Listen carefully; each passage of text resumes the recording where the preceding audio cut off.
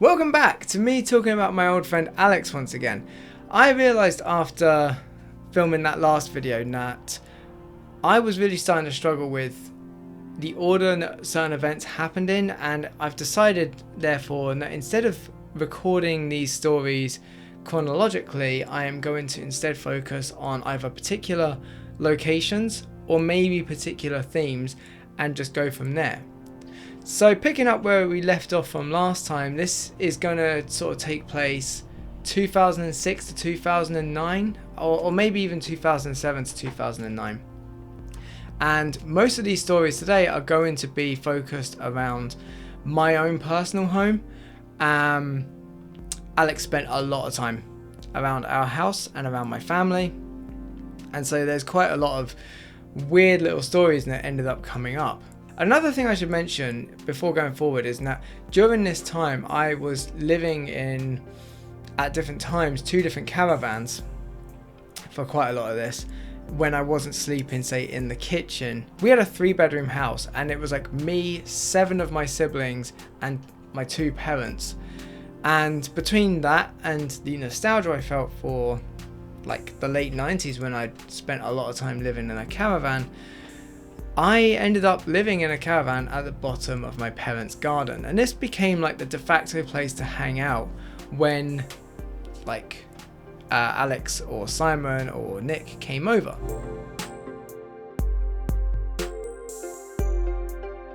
Another thing I should mention around this time is that we got some new neighbours. Like the neighbours at number 8, once the first lot moved out, it became like a revolving door for different neighbours.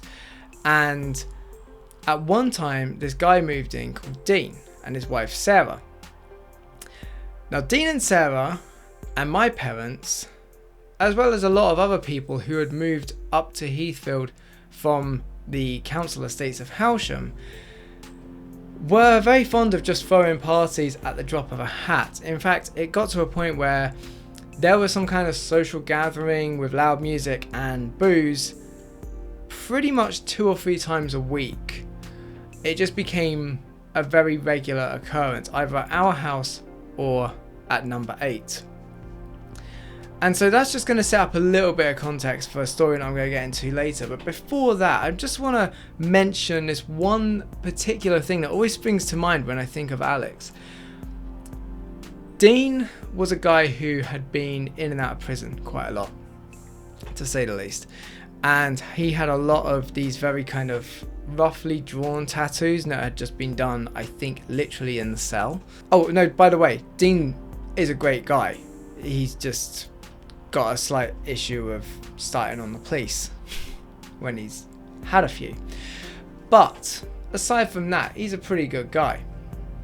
Hardly Charles Bronson. So as I mentioned, Dean was absolutely covered in these tattoos. And one time, there's me, my dad, and Alex and Dean all sat in our kitchen and we're getting chatting about tattoos. I think I'd recently just got mine, so I must have just turned 18, my first one here. He starts talking about different parts of his body that he's got tattooed and showing his different tattoos. And he said there was one that he was particularly proud of. I can't even remember what it was now, but it was at the very top of his leg, like kind of underneath where boxers would go. So then Dean then says to my dad, "I'll make sure none of the kids walk in here," and proceeds to stick his hands down the front of himself, down the front of his trousers,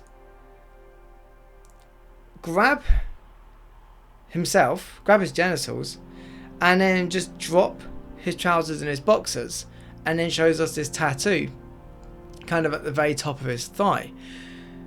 And we're like, oh yeah, okay, cool, whatever. About 6 months later, Alex and I are just drifting off to sleep. It is pitch black. We're in the caravan at the bottom of our garden. And Alex says in the absolute black of night, as I'm just about to drift off, "Dean's got a really tiny dick." I was like, "What, Alex? What?"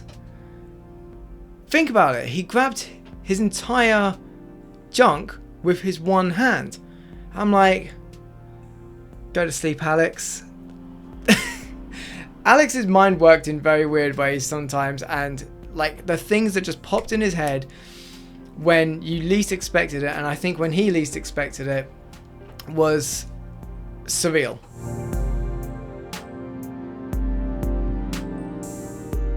Getting back to our neighbours and getting back to that last video, I mentioned that we had this one neighbour who was a very old woman who stank really badly. This is the person who knew Graham's dad, if you remember from that particular story where I introduced Graham. Basically, when we moved up to Heathfield, she was already living next door, and it was sort of late summer, I believe. And the reason why I say this is because straight away you could tell how things were going to be.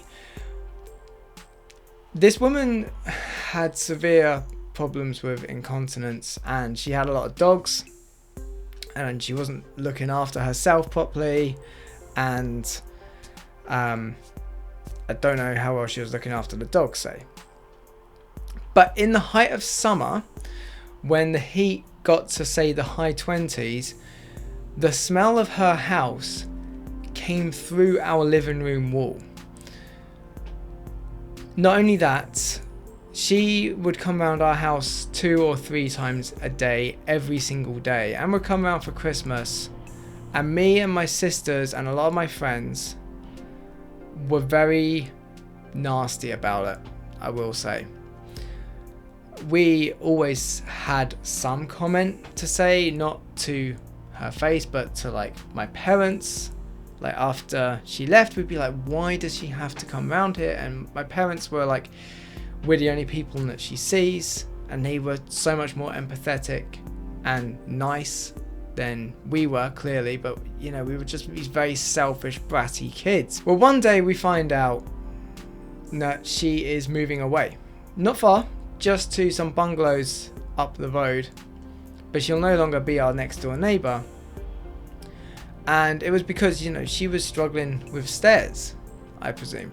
So she was moving to these bungalows, and me and my sisters literally wanted to throw a party right there and then. Like, you know, like I say, we weren't particularly nice about it, but I'm telling you right now, this story is not going to make me, Nick, or Alex look like good people. In fact, this may be collectively one of the worst things we've done. So me, Nick, and Alex are sat in my caravan one night, and we have been drinking a fair bit, and I shared the news with Nick. Oh, the woman next door is just moving away up the road, so we won't have to deal with her smell anymore. And Nick is particularly, like, he has the same reaction as me and my sisters, basically. And I don't even know how this happened, how the conversation steered this way. It probably was something I said that led to this conversation where we were talking about how it was such a plague for her to share the smell of her dog's piss and shit with us. No, it might be like a fun little thing to do some payback. This story is so bad. Oh, it's so bad. It's one of these stories where it's like, should you even share this? But I am not holding anything back when it comes to these like episodes where I talk about Alex.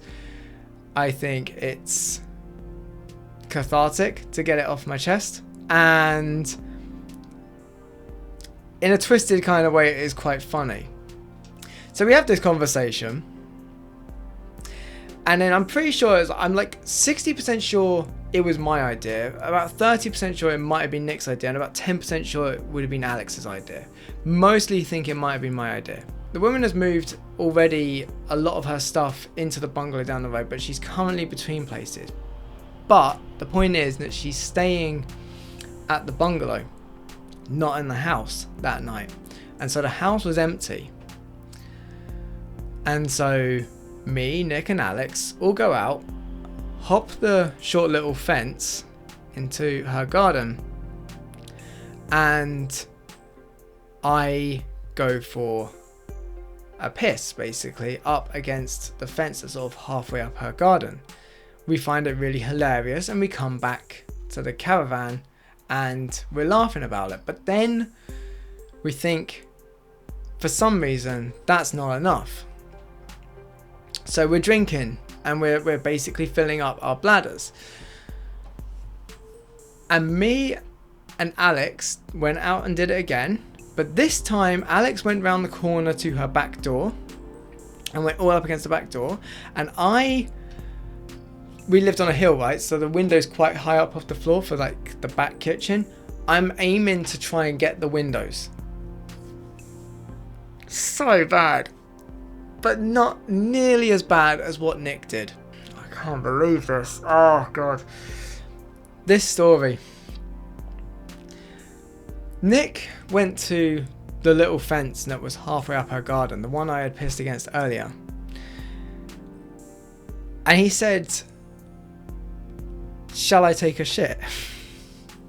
Oh my God. And he lays on like this patio in our garden, the longest, fattest, healthiest, by the way, the consistency and colour of this thing, I'm no doctor, but like if I did one like that every day, I'd feel like I was in pretty good health. The healthiest looking turd. And we are just cracking up. After like he sorts himself out, we come and inspect it.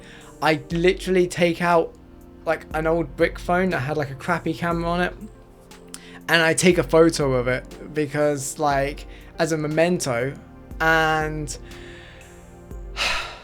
it's absolutely hideous. Like I'm kind of smiling about it, but like it's a little bit memory of how funny we found it at the time, and a little bit like I can't believe this. It's just pure shock value. Anyway, we are cracking up at Nick's turd and about what me and Alex have just done to our house. And we go back to the caravan, we laugh about it, we talk about it some more, and then we just sort of move on. And, you know, I think we just like went to sleep or whatever. 2 days later, Alex has gone home.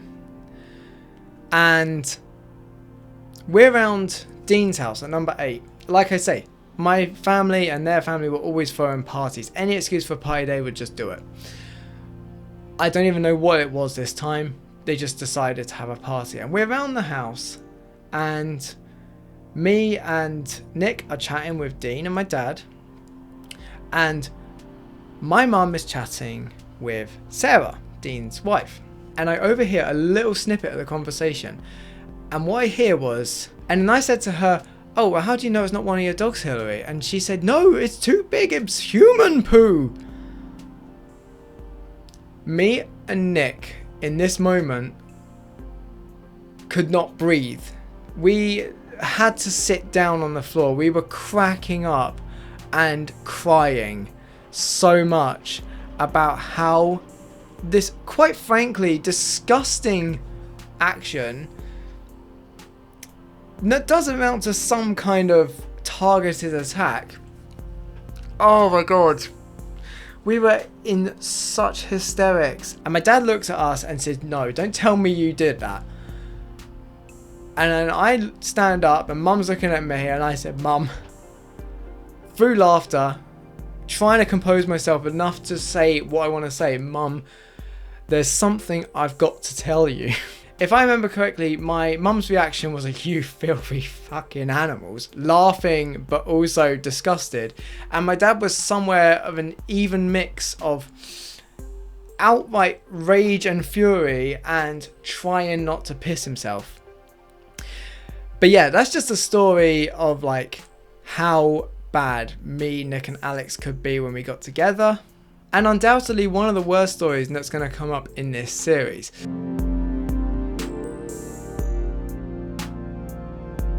Actually, you know what?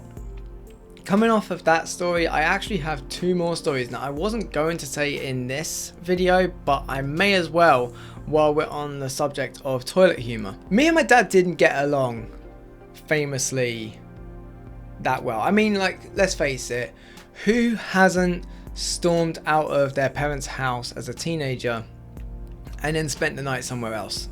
It's scary as a parent, but like, it does happen. And me and my dad absolutely hated each other a lot of the time when I was about 18 or so.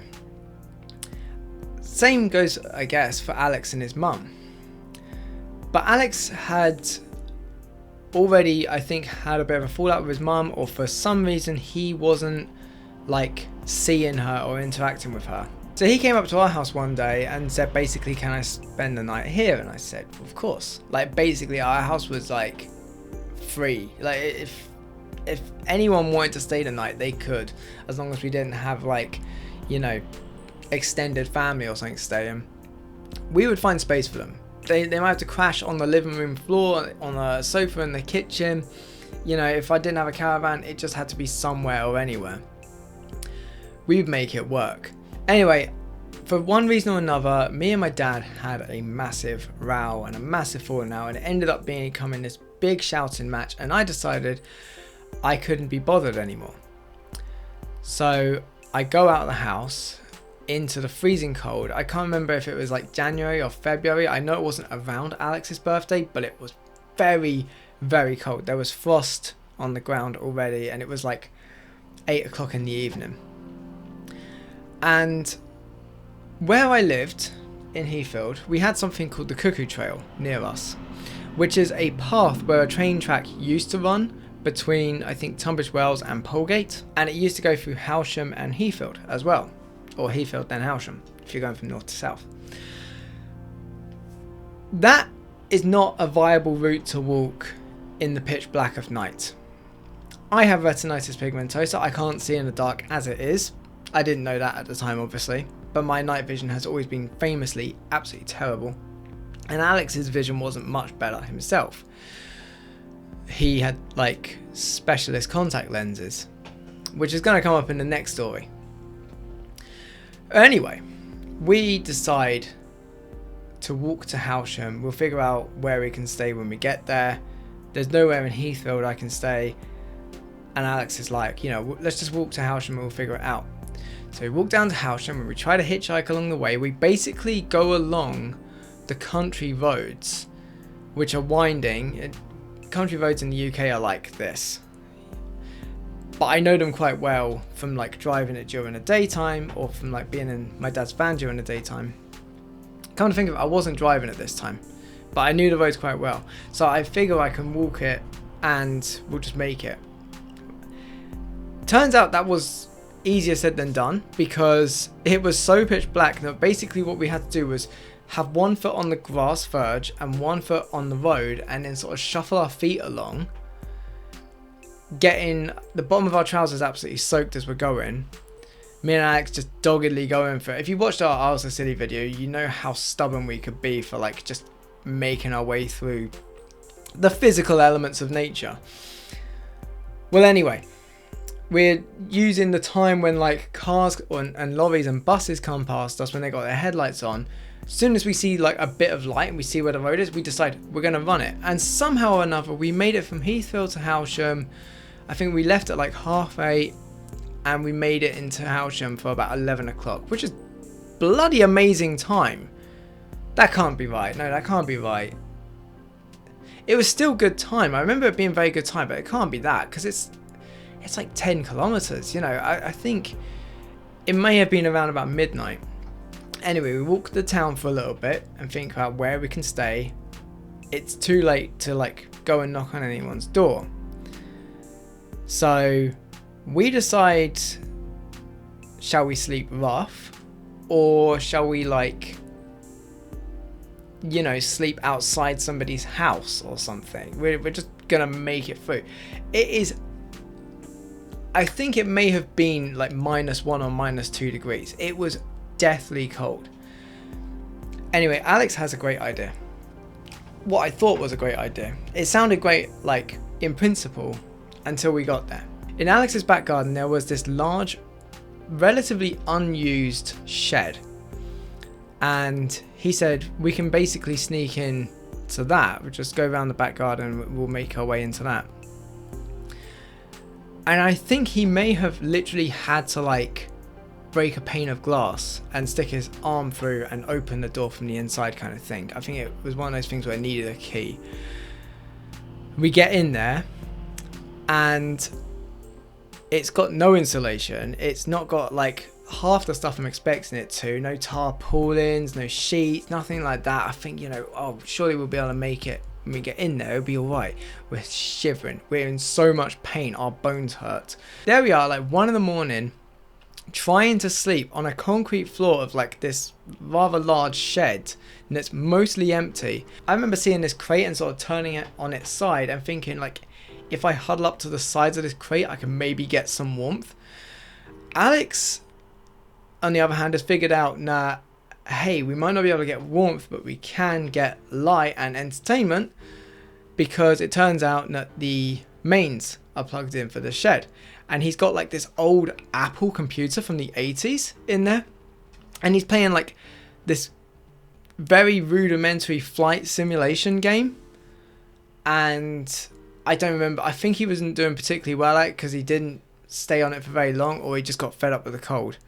We tried to sleep for a bit more, had the lights off, and we thought, you know, we'll wait for the cold to knock us out. We literally had that thought and said that to each other. We'll wait for the cold to knock us out. It'll be all right. We just need to survive basically till the morning, and then we'll be fine. We can just get into a house somewhere, go to the Knicks or something.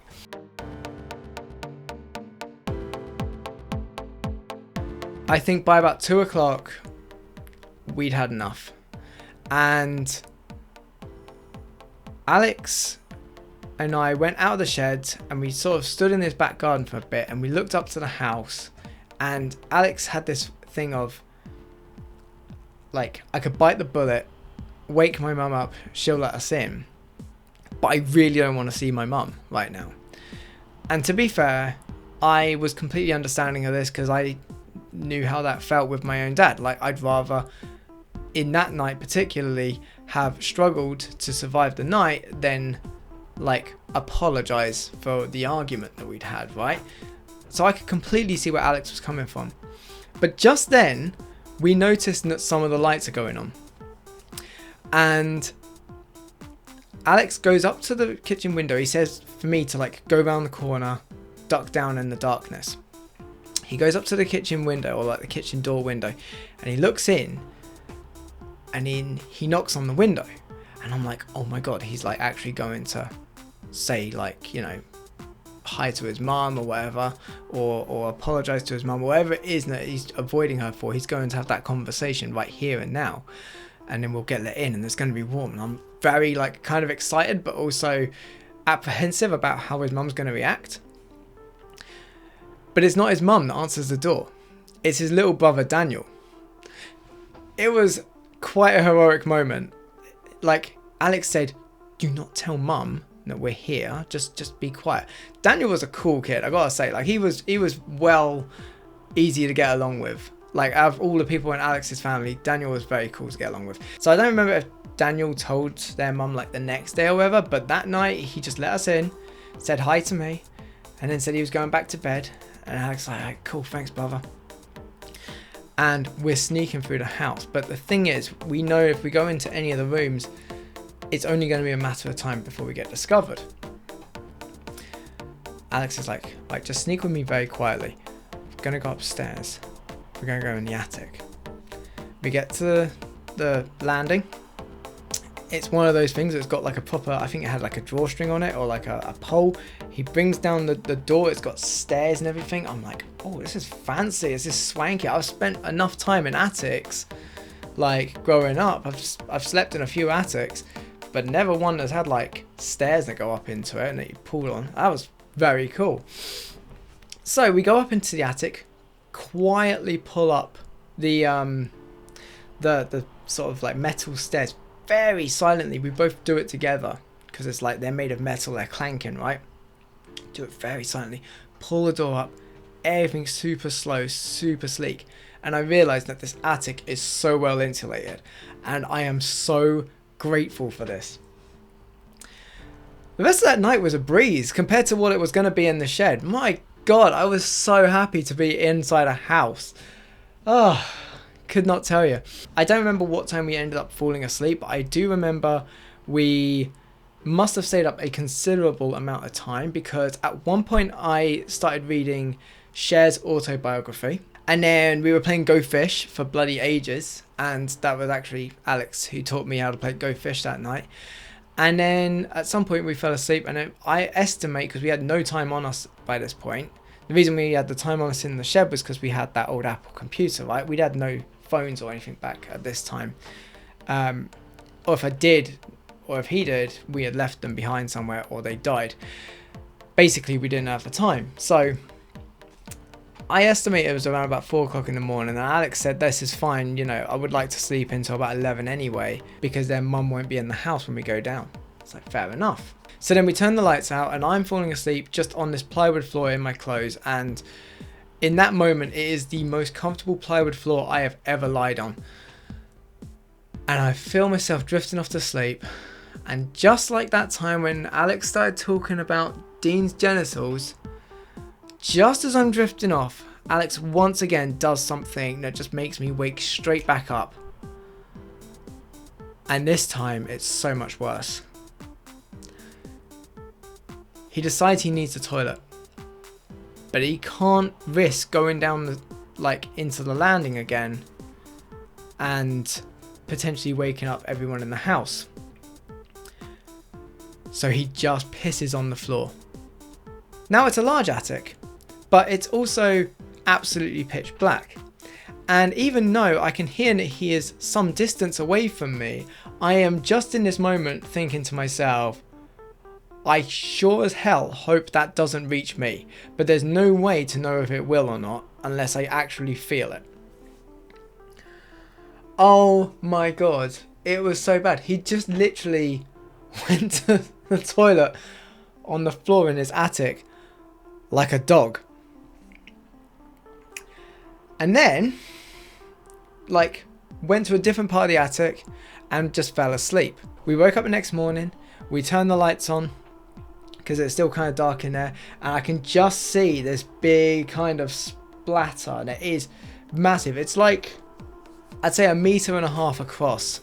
Just this huge dark ring where it already started to dry in the middle and left this kind of ring around the outside.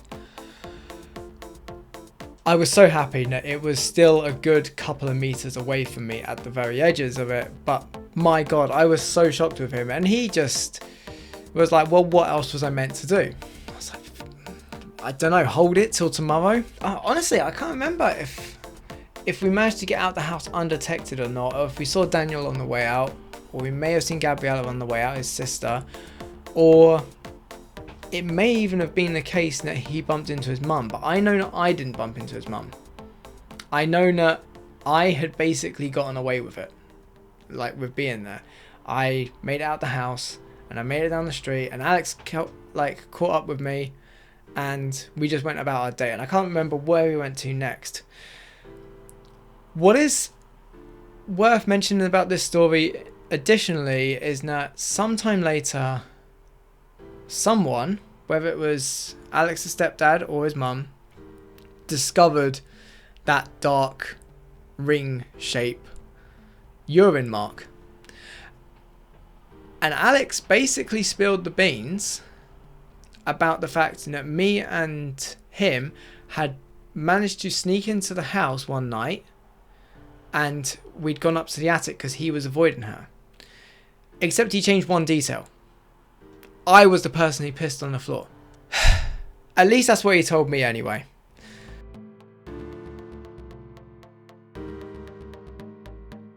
Now, continuing with the toilet humour themed anecdotes, and going back to the fact that he had contact lenses, this is a story that I'd almost forgotten about, but it came up fairly recently, and it's definitely worth mentioning, because as I've mentioned previously, Alex could be the personification of chaos. He could be so chaotic, clumsy, and kind of having these big movements and doing things haphazardly, being kind of uncomfortable in his body or something. I don't know what you want to put it down to, but blindness certainly doesn't help. This story takes place quite a bit later than most of these other stories. Some point around about, I'm going to say, August or September of 2009. And Alex had been around our house for about the last week or so. And he's meant to change his contact lenses out, I think daily, but he just decided to leave them in night and day for like 5, 6, 7 days. I don't know what it was. All I remember is he was in extreme pain. He could barely see, and he was continuously like tearing up from like the eye pain.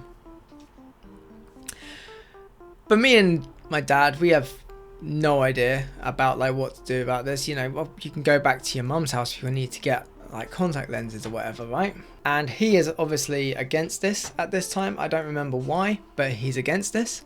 And so he decides to come out to work with us. At this time, me and my dad were working on this big job in like clearing someone's garden in Eastbourne Old Town, like up in the hills on the downs. And they're not in, right? The house that we're working at, I think they weren't in, but the next door neighbor had been helping us out, like bringing out, you know, cold drinks to us because it was quite hot, and letting us use her toilet and everything else like that if we needed it, because we were there for like, you know, the whole day. And Alex says to me like, oh Percy, I really need to like go to the loo. Okay, just knock on the door next door and tell them that you're with us and they'll let you use their toilet. Alex goes off. Half an hour goes by. My dad's like, where the hell's Alex? I don't know, he went to the toilet a while ago. How long ago? About half an hour ago? Okay, so we figure like maybe he's gone for a shit. And then another hour goes past. And then another hour. It's about 4 hours later. And we're perplexed. We are thinking like, has something happened to him? Has he decided, actually, I need to go and deal with this contact lens, and made his way home, or gone to a pharmacy or something? I don't know. We were mulling it over, but at the same time, we were very focused on just getting the job done. He's a big boy. He can sort himself out. We're like 20 at this point. And he comes back, and it's been about 4 hours. And I say, Jesus Christ, Alex, where have you been? He said, that wasn't next door. I said, what do you mean that wasn't next door? I said, I went like to look for next door and I couldn't find it. And then I just kept walking around like different places that were near here. And eventually I knocked on some like old guy's house and he answered the door. And I said, whoa. Old guy? No. It's like a woman next door. Like, not that old. Just, that's where we meant. Who did you knock on? I was like, I don't know. I couldn't really see my way. So you went to some random guy's house and you asked to use the toilet? Well, yeah. Right. Well, then I got into like some kind of trouble. Basically, he then recounted this hilarious story to us where we were just like, Jesus Christ, we cannot take you anywhere. He got into this old guy's bathroom, had made a bit of a mess because he couldn't see particularly well. Like, as in like he'd urinated and missed. To the point where it was going on the carpet or like the rug. So he decided to wash the rug in the bath, and he realized that he would need some sort of cleaning things and that water wouldn't be enough. So he started rummaging through the old guy's like cupboards and wherever else he could find in the bathroom. And he tried to use various things. I think he even mentioned that he tried like toothpaste and bleach and all sorts of things to try and wash this guy's like bathroom rug. And he knocked a bunch of stuff over, and he said like basically he was mortified. He came back and told us this whole story because he felt like we needed to go around and apologize, but we didn't know which house he had gone to. he just basically trashed the place, and because he was so embarrassed, he just left and thought, I'll get like Daniel's dad to go and apologize later. But we never obviously found this guy's house. So basically this whole guy would have had some streaky bleach blonde teenager show up at his house, ask to use the toilet, go in there for like a considerable amount of time, trash the place and just leave, and then have to deal with the mess afterwards. After that, I don't think Alex came back to work with us again. I worked with my dad for years, from like 2002 to about 2012, and I think that may have been the last time that Alex came out with us. Once again, I know that this video is probably going out to people who knew Alex in real life, but if that's not the case, then thank you for sticking around. Feel free to like the video, and please do comment on like any of these stories that I've shared, or like anything you want to maybe ask. Additionally, sometimes people ask questions and then it jolts a memory. Maybe that will lead to a future story, who knows. But with all that being said, have a good one.